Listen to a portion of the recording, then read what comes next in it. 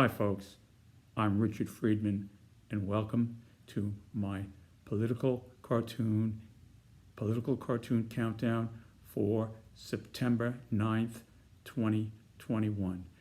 Every week or two we get together and we do the countdown based upon impressions on Twitter, on my Twitter page, Bronx Cartoonist, at RJF Cartoons, Bronx Cartoonist RJF Cartoons, and then we just do the countdown up to the number 1. This week we have 7 cartoons, so it's the top 7.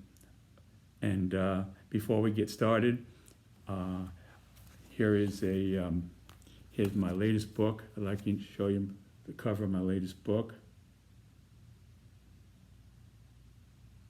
All political cartoons, and I drew it, the capital here with a lot of the characters. Couldn't put in everybody, but I tried to pick out essential political characters that I could muster up to fit in.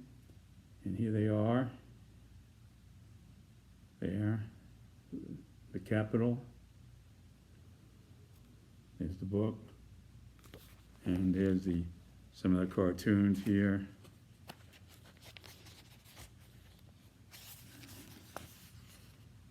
And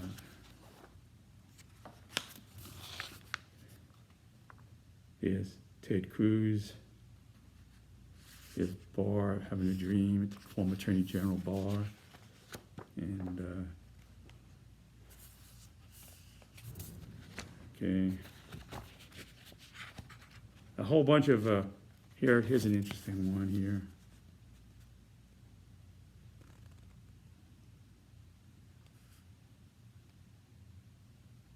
Okay, so these are cartoons based upon actual events, and I give you the basics of what happened, and I drew the cartoon so that in 15 years from now, you'll be able to go back, and your children and grandchildren, longer than that, 20, 30, will always remember, go back and look this up in the book, get the context of the cartoon to fully understand what had happened way back then.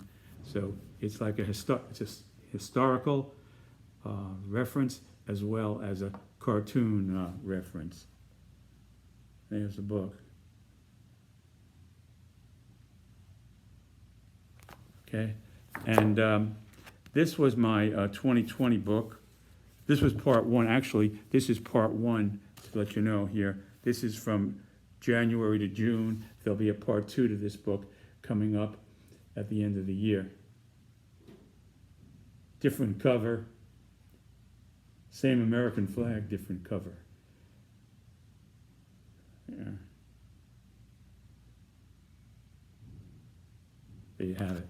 Okay, that's my current book, edition 1. And this, in 2020, I did the entire year for 2020 in this book. And I'll show you what happened exactly almost a year ago today, the cartoon I did from September 12th, 2020.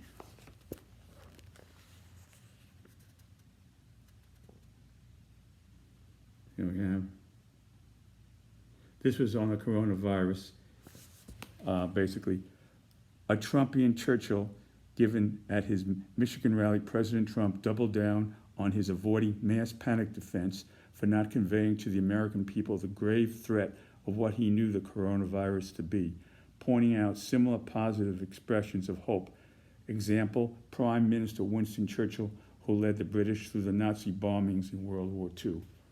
So here is President Trump alluding to Prime Minister Winston Churchill here.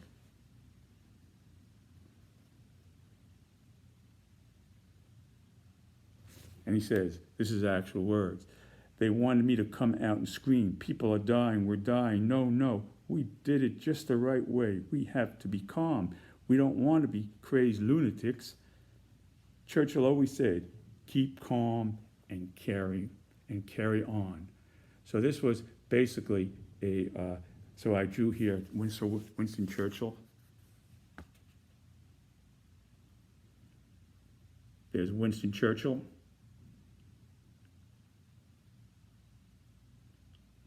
And he's saying, keep calm.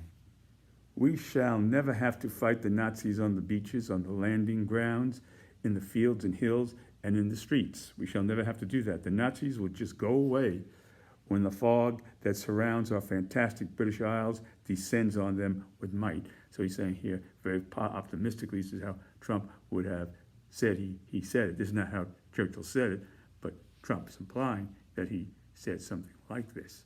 So I've kind of just injected here some Trumpian view injected into Winston Churchill. So the fog will protect them from the Nazi invasion, or the Nazi attempted invasion if such a thing were to come. You know, we don't have to fight on the beaches, the air, and the sea. Actually, it was the Royal Air Force that's really saved Britain. Because they had to get control of the Germans had to get control of the air. They never did that. Hermann Göring and his Air Force could not get control of the air, so the invasion never took place. And thanks to it was the Royal Air Force that prevented that, you know. And Churchill said, "Never have so many owed so much to so few." When he meant that was the Royal Air Force and what they did and their sacrifices. So anyway, that's just a footnote. But nevertheless, President Trump alluded to Churchill always said, keep calm and carry on. So he alluded to Winston Churchill. So there's the cartoon. That was from September 12th, 2020. Yeah. So Winston Churchill, Sir Donald Trump in a way, you know, former President Trump.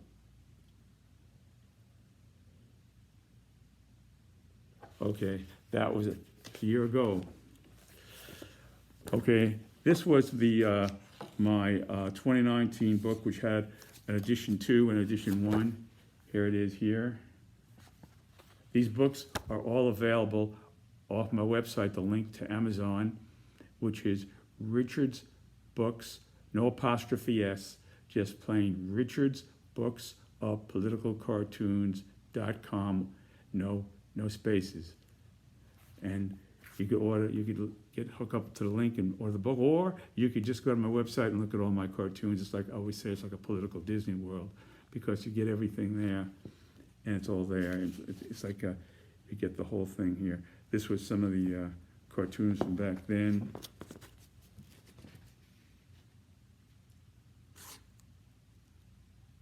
Here is, I did one here with Moses. I drew a Trump Moses here. This is Trump as Moses coming down from Mount Sinai. He's having a dream. And he says, "Thou shalt not commit sin against Israel by voting for Democrats," implying the Republicans are stronger for Israel than the Democrats are. So he's coming down here as a Trumpian Moses, you know, with the 10 Commandments, and it's a sin. It'd be a sin to vote for the Democrats or Republicans, a sin against Israel. So that's what he said that. Trump's fantastic dream of adding the 11th commandment for just American Jewish Democrats, following declaring himself to be the king of Israel and the chosen one. Yeah, that was it. Former President Trump declared himself to be the king of Israel and the chosen one. So there he is, as the chosen one, coming down from Mount Sinai with the 10 Commandments. That was from this book here.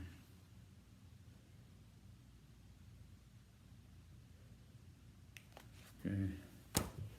This was the first book of this was the edition 1 of 2019. Yeah. There it is. And you can see some of this here.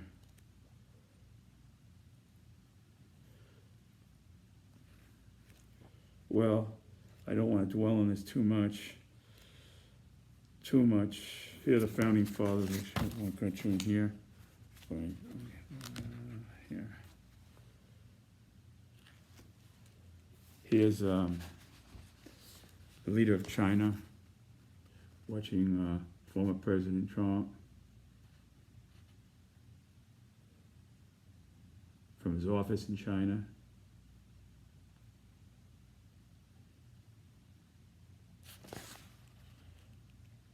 Trump characterizes the security breach at his Mar-a-Lago resort by a Chinese woman carrying thumb drive with malware as just a fluke incident as China's President Xi Jinping, soon to meet with Trump, reacts. Well, these are all incidents that happened, and you could just see them and just review it, and you'll see the joke there. And the idea is not to get you for or against anybody in these cartoons, just to give you a laugh and to make you think, and then form your own opinion. That's really the thrust of my aim, is to make people, number one, make people laugh, and maybe one and two together, and to make people think at the same time. So that, and this was my first book that I did when this is the largest book. It covers the time in 2016 during the debates. I have a section on the Democrats. Here's some of the Democrats. Here's Hillary Clinton, Bernie Sanders.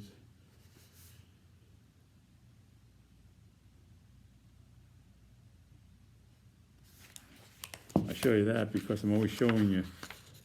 I try to,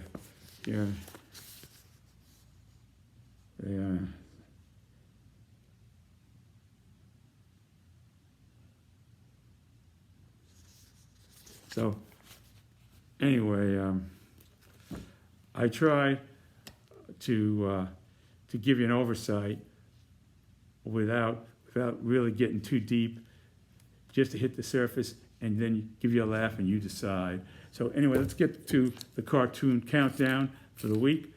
And here we go, starting with número 7 de la semana, number 7. Here's number 7, Greg Abbott there. Coming in at number 7.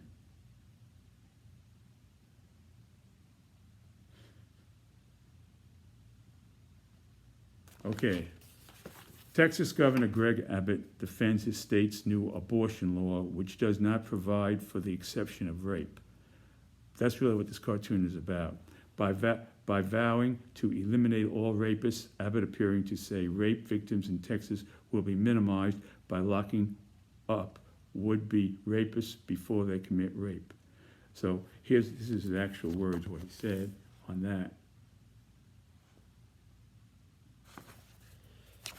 Let's be clear, rape is a crime, and Texas will work tirelessly to make sure that we eliminate all rapists from the streets of Texas by aggressively going out and arresting them and prosecuting them and getting them off the streets. But the thing here is, once somebody rapes and they impregnate somebody, if you arrest them, it don't take away the pregnancy. This pregnancy is still there. So he's like saying, I don't know how he's explaining this reason, this defense of not having allowing for rape. I mean, if you want to take it from a religious viewpoint and make the case, there is one to be made, definitely, no question about it. But to say here that we're going to take rapists off the streets so people don't get raped, young women and ladies don't get raped, and we're going to, it sounds like he's saying we're going to stop rape it's like saying we're going to stop bank robbery by arresting all bank robbers, so there won't be any more bank holdups. We're going to arrest all the bank robbers. But once a guy robbed, how do you know who's going to rob a bank? It's the same type of thing here, So anyway, so I did this. Rape is a horrible thing. I'm not equating rape to a bank robbery of money and taking a woman's life, and I'm not making that equation. I'm using that as an example to say that Greg Abbott, if he feels so strongly about that, then he should come out and say the reason, the legitimate reason. And there is the sanctity of life is a very good argument for that, because the innocent being born had nothing to do with the rape. I mean, there's a very good way of putting this, whether you agree with it or not. It's an argument that stands, and this is something individually have to decide for them. People have to decide for themselves. But to take it way out of, to go out off the limb and say that, if you're going to, former President George H.W. Bush, I never was a fan of, honestly, never was a fan of former President Bush. I did plenty of cartoons on it. But the point is here, that what I'm saying is that he said, if you walk the talk. So if Abbott's going to, that's what he said, walk the talk. So if you're going to make the talk, you got to walk the talk. So he's not walking the talk here because he's not making the argument that could be made. He's not making that. He's not going on into that. He's just talking about, we're going to get all these rapists off the street. I mean, after they've done what they've done, they've committed this act, this horrible crime, we're going to arrest them after that, and that's going to solve the problem. So, okay. So here we go. So then here, I came up with the idea of mimicking a scenario like that, where that such a thing would happen. Okay, so here is Uncle Joe's Books and Magazine Shops, where they sell like all those magazines that you know. So here comes a suspect coming out here. So here's a police car here. This is called Texas Rapist Patrol. So we have separate patrols in Texas looking out to get the rapists, you know. So the idea is to catch them before they rape. So here's a Texas Rapist Patrol. Okay, here we have. He's got his red light on, and he spots a guy coming out of, this is Uncle Joe's Books and Magazine Shop. He spots the guy coming out there, wait there for some potential raper to come out of the bookshop, and then he says, "Need backup help. Future rapist spotted exiting Uncle Joe's with 2 Hustler magazines." So there he is, and he's got the 2 Hustler magazines with him, and he's looking like he's pretty happy there, you know what we're doing. So he's coming out of the place.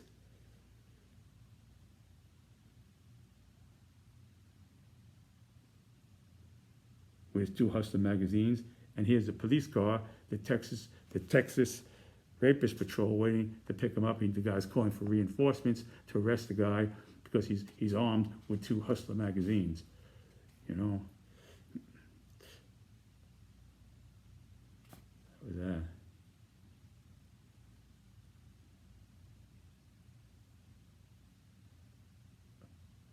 There he goes.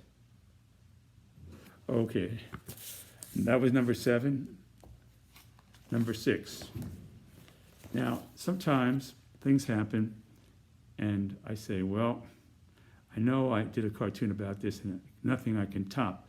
This is just unbeatable. The first cartoon I did way back then, unbeatable. If I do another one, it'd just be second. It would be like a third, fourth. It couldn't come close to the first one that I did. So then I do a flashback, and with a subtitle of what happened to refresh, to bring this flashback back. In this case here, with Kevin McCarthy. So I took Kevin McCarthy back to January 6th, on that day when he was calling former President Trump in his office, and they were breaking into his window on January 6th, and there he is at his desk in his Senate office there with the American flag, and here he has his Zephyr Hills water there with him, and his gavel there, the gavel, and his Zephyr Hills water, telephone.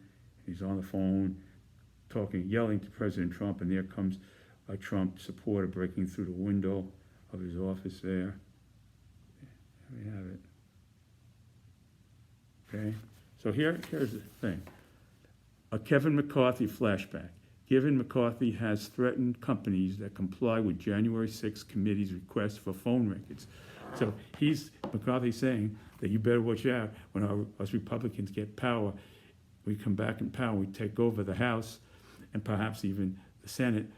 We're coming after these telecommunication companies if you give out information about people who spoke on their cell phones during, or perhaps before or during the January 6th riot at the Capitol. So he doesn't want none of that stuff getting out, no conversations, you know. And those companies are going to pay for it. That's what he's saying.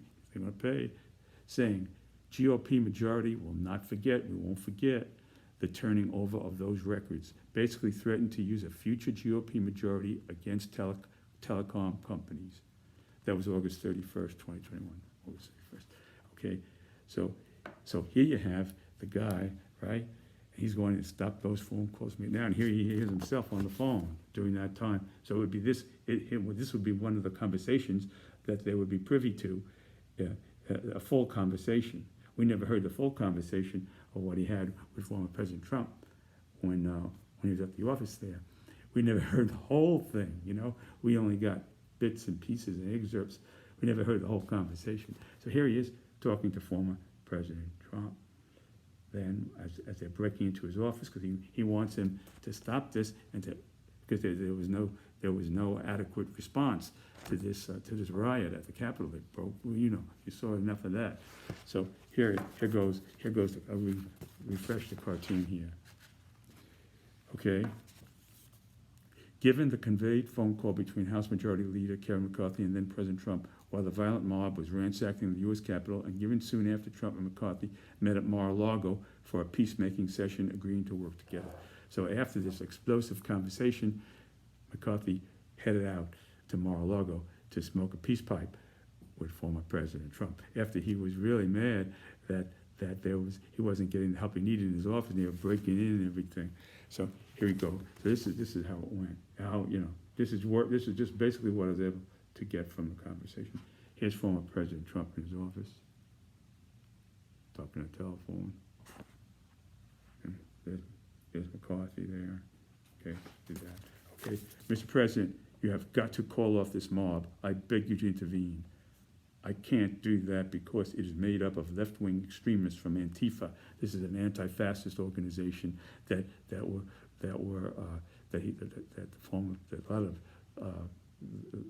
people in the Republican Party, a few of them, not enough to make a big wave, said that it wasn't pro-Trump people, it was the Antifa, anti-fascist group. Okay, and then here goes McCarthy. That's not true. This is a MAGA, Make America Great Again mob. This is a MAGA mob, Mr. President. And then he goes, well, Kevin, I guess these people are more upset about the election than you are. Former President Trump did say that. And then McCarthy responded, the rioters are breaking into, Mr. President, the rioters are breaking into my office through the windows. Who the F ... do you think you are talking to? And that McCarthy did say. He said that. Okay, a spark of energy there. 6, and then former President Trump. This is something, you know, I'm speculating. Who the bigger F ... do you think you are talking to? And then McCarthy deflates, and he says, Mr. President, everything is going to be fine. I'm just a little bit upset right now. See you soon at Mar-a-Lago. Hope to. Bye. And there he goes. So it could be he's afraid of something like that coming out, you know, and that's why he's saying he's getting down on these telecom companies not to release this stuff, because he don't want the full context of his own conversation. It's possible. I'm not saying that, but it's possible. It could be other conversations as well. Oh, maybe, or whatever. But I'm just kind of like hypothecating, you know, a good reason why he would go to the level of threatening these telecommunications companies. I mean, that's taking it. That's almost like approaching dictatorship when you do that. You know, I'm not going to go back to World War II and the Germans and go into that stuff and make jokes about that. But it sort of has that scent to it. Definitely does. Takes you back to the minister. Maybe it should be next administration will be Minister Propaganda. We'll have Minister Propaganda McCarthy. All right, I said it too much maybe. All right, that's enough.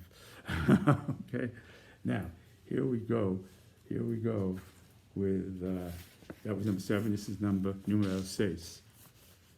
Okay, here we go. This man is like the Grand Central Station of the Senate. All things pass through Joe Manchin now. He's like when I used to go down to school. I lived in New York, went down to City College. That was the Grand Central Station. You always get off there and take the local This is like he's like the Grand Central Station of the IRT train. Everything flows through Joe Manchin now, through Joe Manchin, because he is basically what you'd call a conservative Democrat. There's hardly anybody like that around. So he's a Democrat, as I said. So he's sticking to his own guns. He's sticking. So it appears that way, but he's willing to negotiate. So that's a good thing. He's willing to negotiate. At the same time, he's sticking to his guns on the 3.5. So, I mean, the man's not burying his head in the sand exactly like you see some of these Republicans do. He's not burying his head in the sand. He's just trying to stick to his guns, you know. So anyway, so here we go. Okay, here's this thing here now. Senator Joe Manchin, Democrat, West Virginia, says hell no to Senator Bernie Sanders, Independent Vermont. Senate Budget Committee Chairman on President Biden's $3.5 trillion infrastructure bill that the Democrats want to pass before the $1 trillion bipartisan bill that already passed the Senate. Manchin and Sanders conceivable debate. So basically the $1 trillion bipartisan bill has already passed the Senate.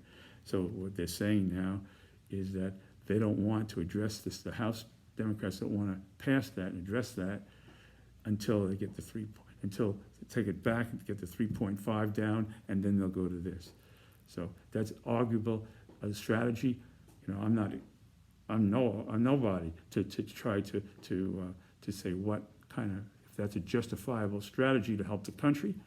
I think time always tells the truth. That's what I always say. Time always tells the truth. So time will have to tell on that one, you know. But here, in any event, here's a debate that I kind of made up, and it's part true. And so here we go. So here's the button here. Joe pushes the pause button. That's Senator Joe Manchin's pause button here. He's pushing that button, pause button, you know. It's like on an elevator. You put the stop button. That's what he's doing here. He's pushing the pause button, okay, in front of the Capitol. There's Bernie Sanders there, okay? Okay.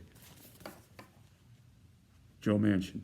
I asked my colleagues in all of the Senate to hit this pause button on the 3.5. Let's see what happens. And this is actually Bernie's response was, I could happen to kill your bipartisan bill. And then Manchin says here, I could happen to kill your bipartisan bill. He did say that. Here's Manchin responding.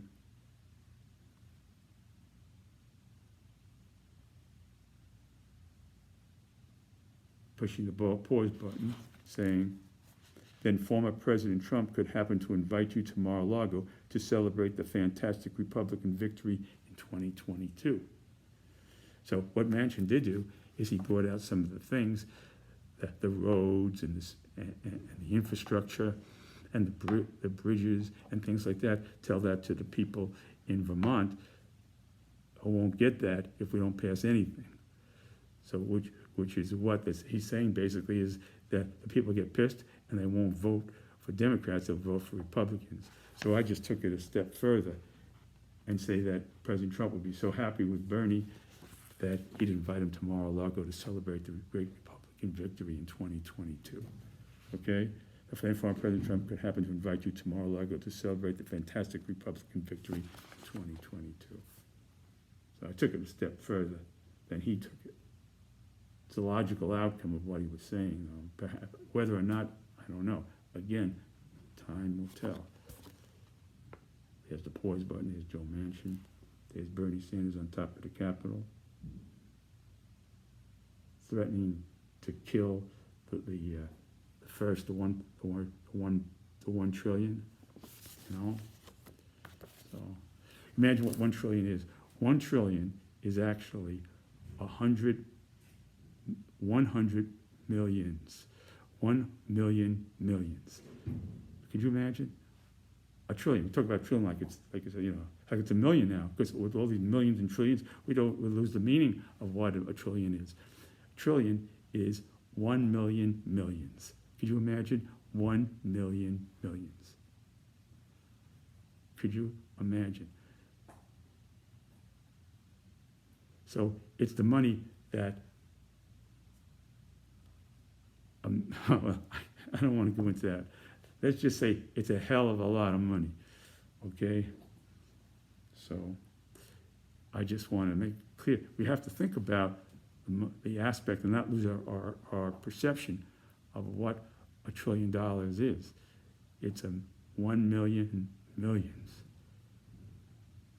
You know, so if you took a million millionaires, that's the money. You take a million millionaires, each has $1 million. That's what it is. Everybody take 1 million of those millionaires, and every millionaire has $1 million, and take 1 million of those people with $1 million. That's what it is. You know, it's not small change.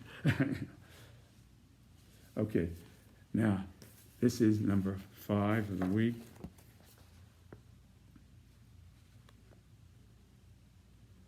There's a monkey here taking the picture. This is intelligence over Afghanistan now. See, the idea is that we don't have any more bases there, and we don't have intelligence on the ground. You know, we don't have boots on the ground. You know, when you don't have boots on the ground, and you're trying to get intelligence on terrorism and all that business, it's a different game than having boots on the ground. You know, no boots on the ground. You got to use the base. I think in Qatar they're going to use the Qatari base, and that's only if they can get permission. You know, they have to get permission for the Qataris to use the base. You know, as these terrorist groups go more powerful, and they got to worry about terrorism in Qatar. I mean, I don't know what's going to happen there, but I'm just giving you my, off the cuff thoughts. You know, trying to make you think, but not trying to influence you to think the way I think, or the way you should think, or just to make you think. So we've got no boots on the ground, no intelligence at all, basically, and our bases are way out there, over 1,000 miles away in Qatar. I mean, I don't think there's any kind of electronic in the world that can, and I heard them, professional people, intelligence people say this, that can replace boots on the ground. Can't do that. So what I've tried to do here is replace boots on the ground with this. You know, this is a monkey being parachuted out, and there he is taking pictures, finding a terrorist group in training somewhere in Afghanistan, and he's got his camera there, and this is the only boots on the ground. This is another alternative, you know. All right, so I'll read you this one. Biden's quote, over the horizon, you know, like somewhere over the rainbow, you know, somewhere over the horizon, you know. Okay, Biden's over the horizon, quote, gamble on Afghanistan, quote, will we organize our counterterrorism capabilities in the region and be able to act quickly and decisively if needed. He's sounding like it's in the bag there, you know. Given CIA directors said back in April, this is before we withdrew, when the time comes for the U.S. military to withdraw, the U.S. government's ability to collect and act on threats will diminish. That's simply a fact. That's a quote, a direct quote from the CIA. It will diminish, which is a fact. You know, you don't have boots on the ground, it's going to diminish there. Given the U.S. no longer has bases in Central Asia, no bases around nearby. And commander of U.S. Central Command said the logistical challenges are extremely difficult, but not impossible. So below, a possible reorganization of capabilities. So this is a possible reorganization of capabilities. We jettison in monkey on a parachute with a camera, float them around there, you know, and take pictures. And there is the intelligence that we could gather from a photograph. You know, picture's worth 1,000 words, you know. So there we have it. That's our boots on the ground in Afghanistan, you know. There. Okay. See, it's got the mountains in there. There it is. There's Afghanistan. There's the mountains. There are the mountains of Afghanistan. I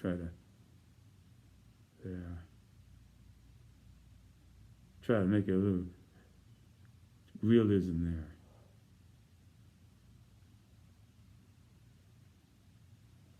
Here comes our monkey friend, parachuting down.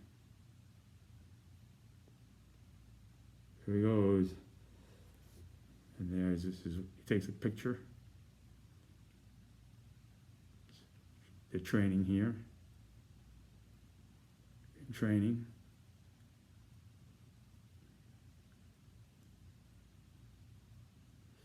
Okay. Now, getting there. Here we have, this is Antony Blinken, our Secretary of State, what he actually said. There he is. And here we have a representative of the Taliban speaking. And this is what he actually said. And this is what Blinken actually said. So you decide. Okay. Excerpt from Secretary of State Antony Blinken's speech on Afghanistan following the U.S. August 31st, 2021 withdrawal, where Blinken stated the military mission is over. A new diplomatic mission has begun. This is a new diplomatic mission that we're on now. Brand new mission, diplomatic style. An excerpt where Blinken addresses the Afghans who helped U.S. troops now left behind there. Blinken acknowledges the challenges and his conceivable response to a specific challenge from a Taliban spokesperson. So this is the Taliban spokesperson here.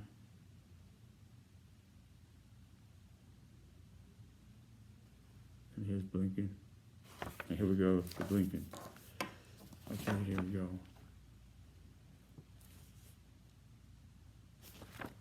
America's new engagement with Afghanistan has begun, where we will lead with our diplomacy, a senior Taliban official said on television and radio, and I quote, "Any Afghans may leave the country, including those who work for Americans, if they want and for whatever reason there may be. It will take time to work through the new challenges." So he's saying that somebody from the Taliban who was on television and radio, and he's taking a quote from a television and radio media. This is a media from the Taliban.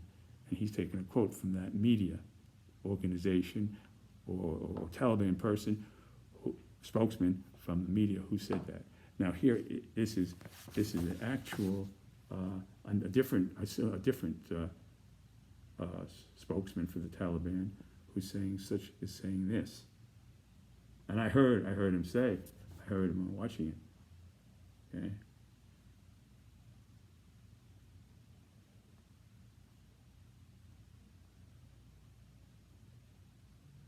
I actually drew him saying this.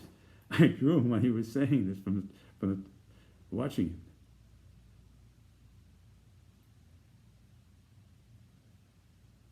This is a picture drawn from an actual thing, in real time.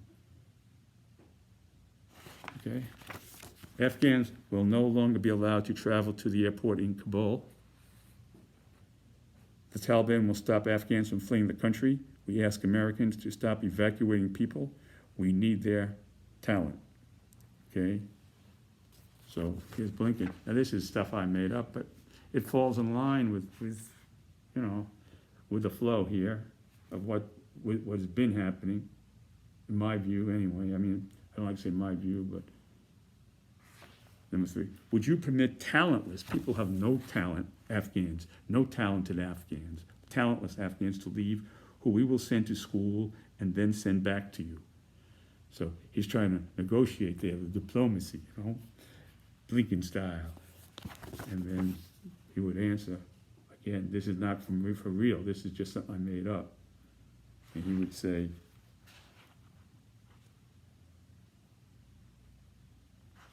yes, but only if they can get the U.S. aircraft we have to fly, our U.S. aircraft that we have here in Afghanistan, back to flying condition again.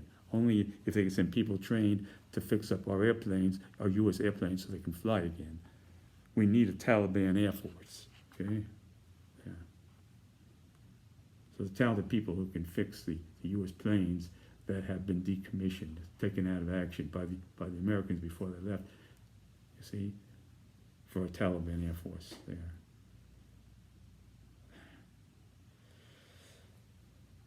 Okay, that's diplomacy. It's diplomacy, right? You're negotiating. Okay, now moving up here. Okay, moving up to the top. This is like number 2.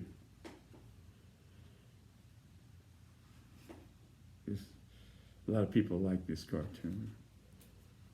Okay, now here we have 2 Afghan soldiers talking, and I have to give you the time frame of this conversation.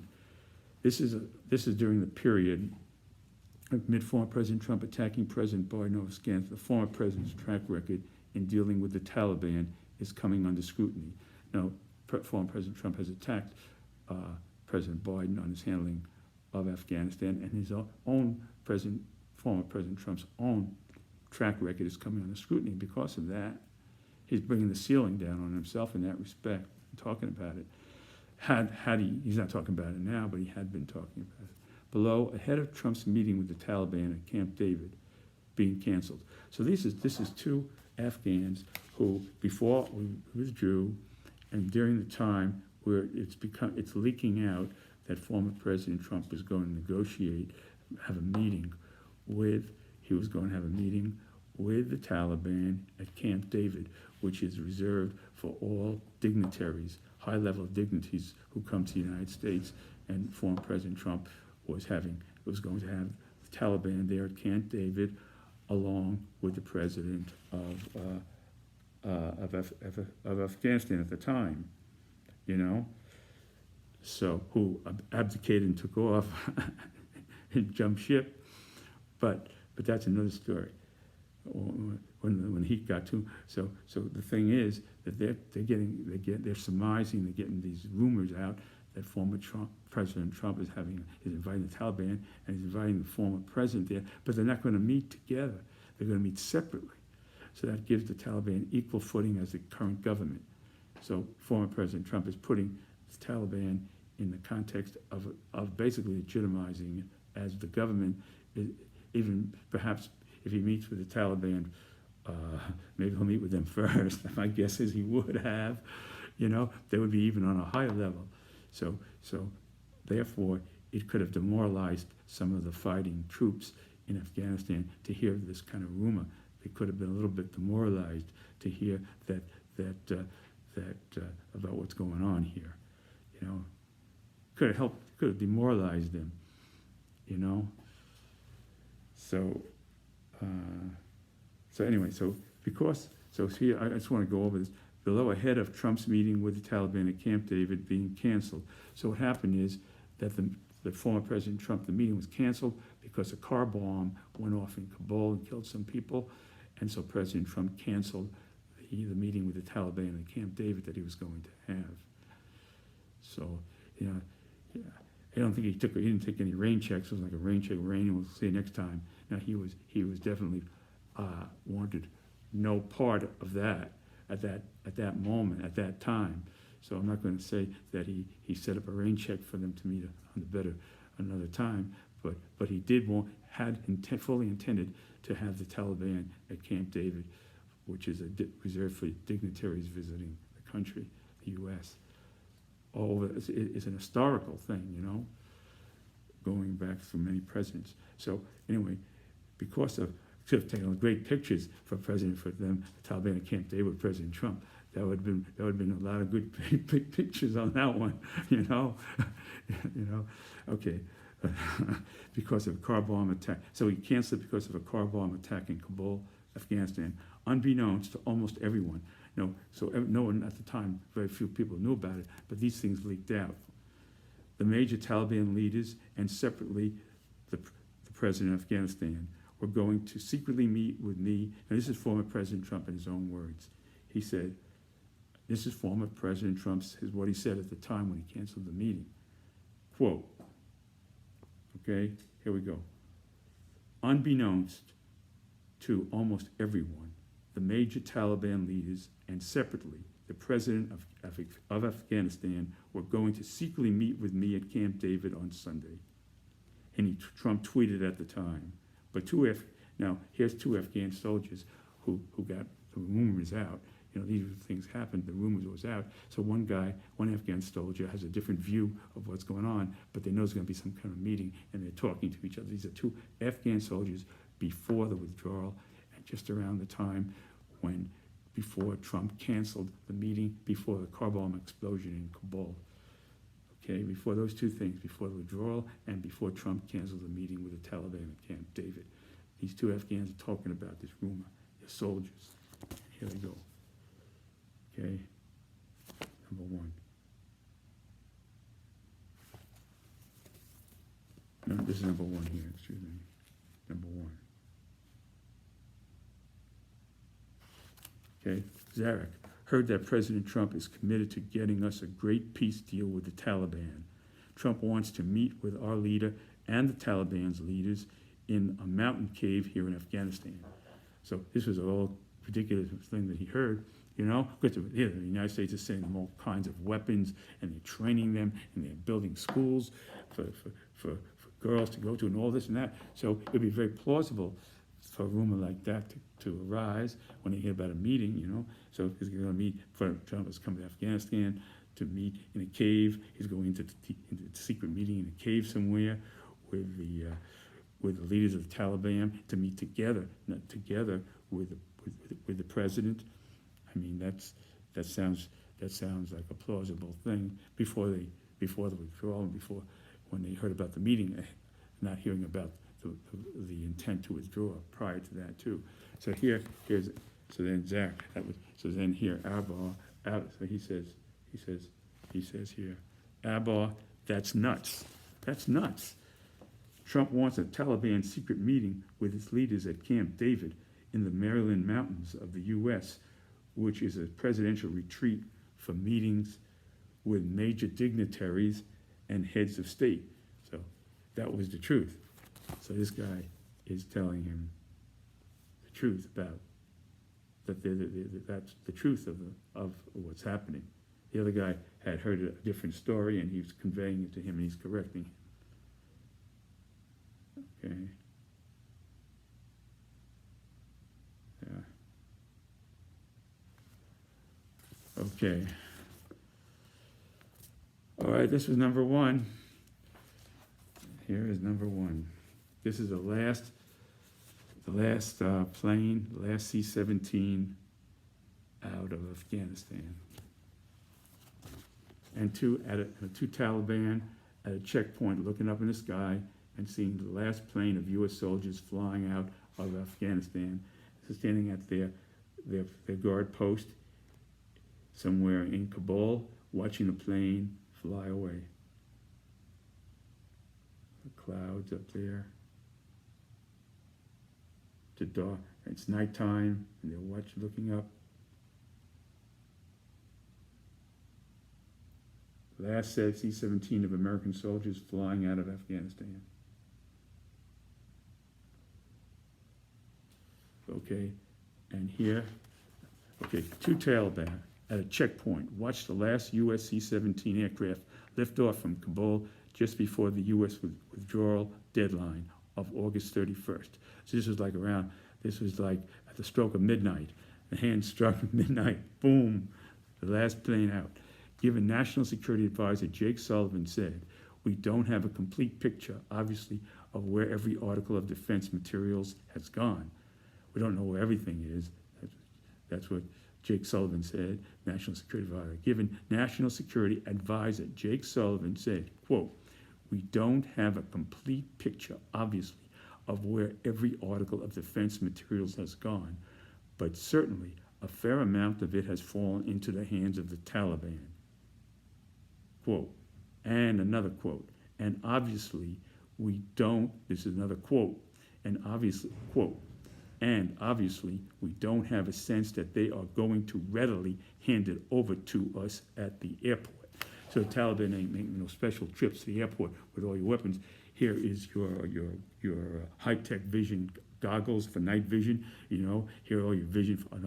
Here's your bomb things. These it costs $500,000 to build those things that protect our men from explosions. Here's all of that, and here's all the guns, the M16s. I'll tell you, here's 500 M16 guns that we got from you. Here's everything. We thank you for helping our country, and now we're taking over. That didn't happen. The Taliban ain't delivering all this stuff. So that's what he's saying here. Jake Sullivan is saying here. So, National Security Advisor Jake Sullivan saying that. The Taliban ain't coming to the airport with all this stuff to give us a farewell present on our way out of our own weapons that we left here, you know.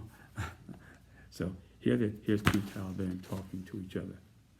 Here they are, at the gate, at their security post, okay? At their checkpoint, security checkpoint in Kabul, watching the plane flying out. There it is, there's a plane. There it goes. Flying back. And here's the wall that they put up with a barbed wire fence they had there and everything. This is all they're drawn. This is drawn from an actual wall. And the coloring and everything's from an actual wall that I drew. Okay? And here are two Taliban standing at that wall, and they're talking to each other as the plane passes above the last plane out with U.S. soldiers. And they say to each other, number one, there goes the last C-17 of U.S. soldiers out. Afghanistan has full independence. We're independence. Let's fire our rifles. There was a lot of firing of the rifles going on. Let's fire up our rifles. And the other Taliban member says to him,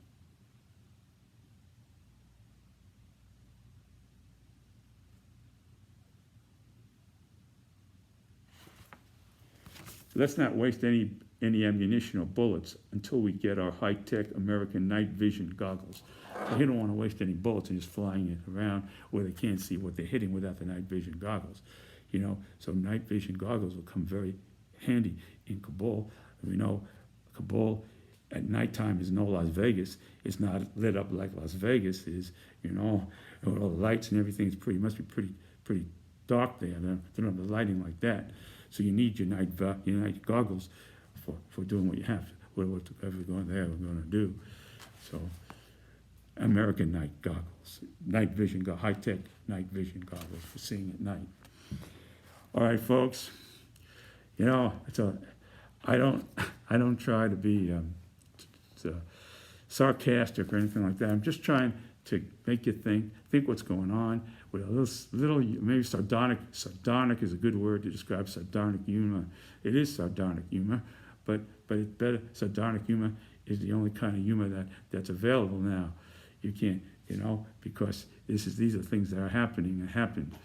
And so I try to give you, for those of you who have a sense of sardonic humor, I try to give you a laugh and at the same time to make you think and to move ahead and to stay steady and have faith in this country. Above all, have faith in the country, and that's the most important thing. We can't stop thinking that Americans are losers, and we lost Afghanistan, we lost Vietnam, and now we're going to be stuck. We're all this idea. We have to think, what can we do now from this point ahead, going forward, to think, what can we do? And so I ask you, and I say to you, think who you vote for, and think of the country, and put country ahead of political party, and vote for the best person, because I think you have to think like that now, and that's the best way. My view is to think of the country, and put the country in a way above your own biases, and that's it. But you do that by keeping informed and reading and listening. So I want to thank you very much for watching my video today, and I look forward again to our next meeting. And again, I always remind you to stay well and take care of yourselves. Don't go in large groups without those masks. And if you haven't gotten the vaccine yet, go out there and get one, you know, and protect yourself as much as you can. And God bless you, and God bless America. And until next time, bye.